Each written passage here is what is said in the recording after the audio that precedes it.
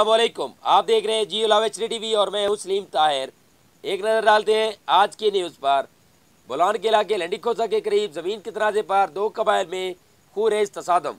साबिक vice chairman municipal committee CB हाजी मोहम्मद हयात रैन समेत 6 अफराद जाँ बाग, जबकि 5 अफराद शदीद जख्मी।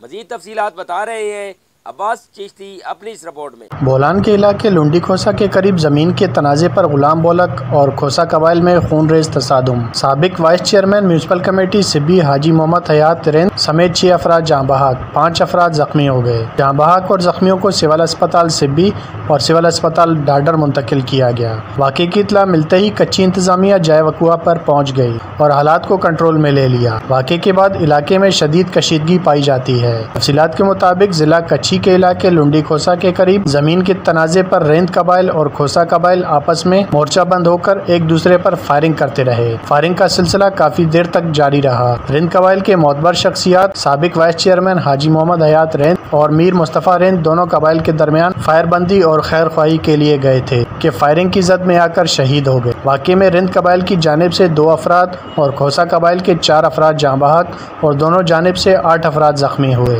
कैमरा टीम के साथ अब्बास चिश्ती, जियो लावा TV, CB।